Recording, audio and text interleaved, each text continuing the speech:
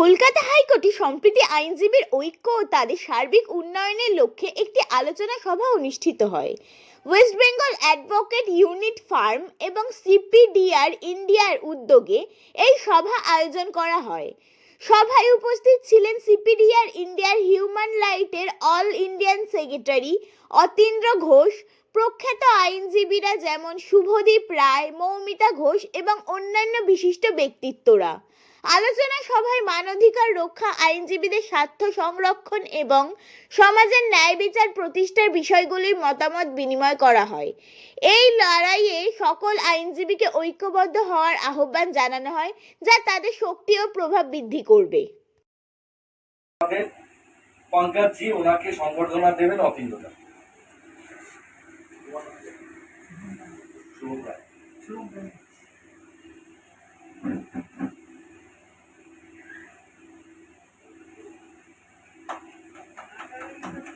আমার এইটুকুই রিকোয়েস্ট সবাই দিকে, আমাদেরকে এটা ভাবতে হবে আজকে যে লয়ার্সগুলো ছিল আগে আজকে কোন জায়গায় চলে গেছে।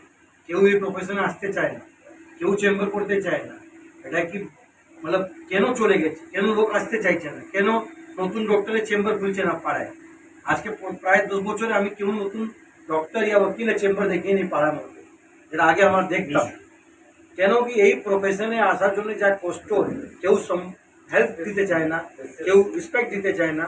আমাদেরকে এটাকে বাঁচাতে হবে।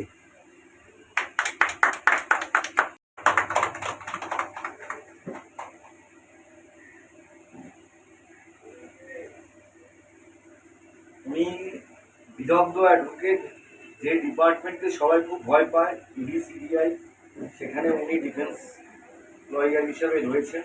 আমাদের কাছে বিরাট পাওয়া যে আমরা স্যারকে পেয়েছি। আমি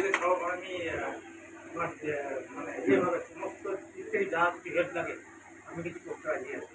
এবং এমনকি যারা আমি দেখেছি, আমার নিজের অভিজ্ঞতা থেকে দেখেছি, একটা ছেলে যখন অ্যাডভোকেসি করতে আসে, আপনার এনরোলমেন্ট তার এই সাফারিশটা আমরা দিয়েছি এবং নিজে আমি ভুক্তভোগী এবং সাফারিশটা দেখেছি।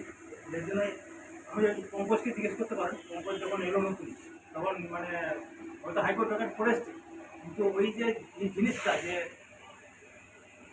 হাইকোর্ট করে এসছে, কিন্তু এই যে মিনিমাম জিনিসটা যেটা ব্যবহার করে লাগে, সেই জিনিসটা কতটা জরুরি এবং কীভাবে ফেস করতে হয়, কীভাবে ট্রায়াল ফেস করতে হয়, এটা কিন্তু আমি ওকে শিখিয়েছি আজকে। তো ও হয়তো মানে আমি হয়তো বলি না, বেশি বলা হয়ে যাচ্ছে। না না স্যার, আপনি করেছেন, আমি তো জানি জুনিয়র ছেলে, এবং তাই নয় আমি একজনের সঙ্গে মানুষের জন্য কাঁদে, মানুষের জন্য কিছু করার জন্য কাঁদে। আমি সেই শুভদীপটাকে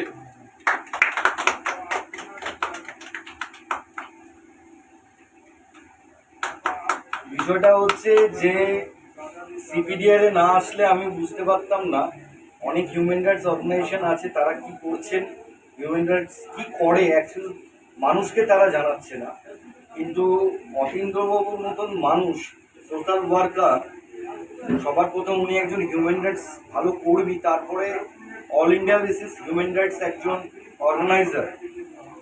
তিনি যে কিভাবে মানুষের হেল্প করেন, মানুষের হেল্প করতে গিয়ে নিজের অসুবিধা করে মানুষের হেল্প করেন।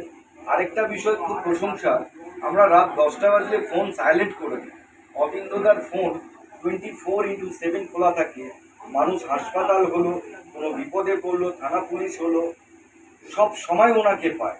তো সেহেতু এই মানুষের অবদান কোনোদিন কেউ করতে পারবে না। আমরা এর পরে আমাদের কমিটি মিটিং যেদিনকার হবে আমরা ওনাকে আমন্ত্রণ জানাবো। আমরা আজকে এই জায়গা থেকে আমরা ওনাকে বলে রাখছি যে ওনাকে সময় বার করে আসতে হবে। আমরা তো এই মিটিং থেকে এইটাও একটা রেজলিউশন, কৃষ্ণেন্দুদা একটু হাইকোর্ট থেকে কিছু মানুষকে আমাদেরকে দিও, তোমার কাছের ব্যক্তি, তোমার নেতৃত্বে যারা থাকবেন তাদের সেই মানুষগুলোকে দিও। কমিটি ফরমেশন হয়ে যাচ্ছে। আজকের অতীন্দ্রদা রয়েছে এখানে, সিপিডিআর এর মানে অল ইন্ডিয়া সাধারণ সম্পাদক। উনি আমাদের সাথে একসাথে হাতে হাত ধরে কাজ করবেন, আমরা ওনাদের সাথে কাজ করব। দাদাদের সিপিডিআর এ আমিও যুক্ত রয়েছি ব্যক্তিগতভাবে। দাদা সিপিডিআর এর উদ্দেশ্য সম্পর্কে কিছু বলবে আমাদের মধ্যে, তাহলে আমরা সিপিডিআর সম্বন্ধে কিছু জানতে পারবো।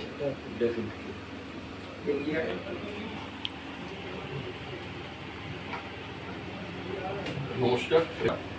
যদি সবাই খারাপ হতো তাহলে মানে আমাদের রাজ্য বলুন বা দেশ বলুন কিছুই চলতো না। ভালো মানুষ আছে, ঠিক আছে, না হলে তো আমিও ঘরের খেয়ে কেন বোনের মুখ তাড়াতে যাবো, তাই না? আমি নিজে একজন অ্যাজ এ বিজনেসম্যান, তাহলে নিজের পকেটের পয়সা খরচ করে সংগঠন চালাই, কি কারণ সময় নষ্ট করে কি করি?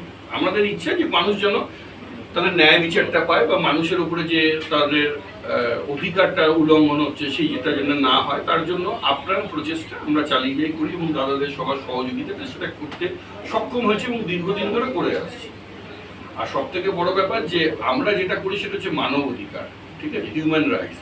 এই হিউম্যান রাইটসটা আমাদের একটা জন্মগত অধিকার, মানে আপনি জন্মেছেন, আপনি একটা অধিকার নিয়ে জন্মেছেন, সে আপনি পুরুষ হন, মহিলা হন, থার্ড জেন্ডার হন, আপনার অধিকার, আমার অধিকার, হাইকোর্টের জজের অধিকার, প্রধানমন্ত্রীর অধিকার, মুখ্যমন্ত্রীদের নেতাদের অধিকার বা পুলিশের অধিকারের ক্ষেত্রে আমরা সকলেই সমান। সেটা আমাদের সংবিধানেও লেখা আছে, কিন্তু সেটাকে আমরা জানতে পারি না, আমাদের পড়ানো হয় না, এডুকেশনালি কোনো সাবজেক্ট এরকমভাবে আছে না, আমাদের কলেজ বা স্কুল বা ইউনিভার্সিটিতে কোথাও পড়ানো হয় না, এবং তার কোনো বইও নেই। যদি কোনো বই থেকে থাকে সেটা বিদেশি কোনো একটা বই, ইংলিশে, অনেক মোটা, অনেক বড়, এবং সেটা কারোর পক্ষে কেনা বা পড়ে জানাটা সম্ভব না।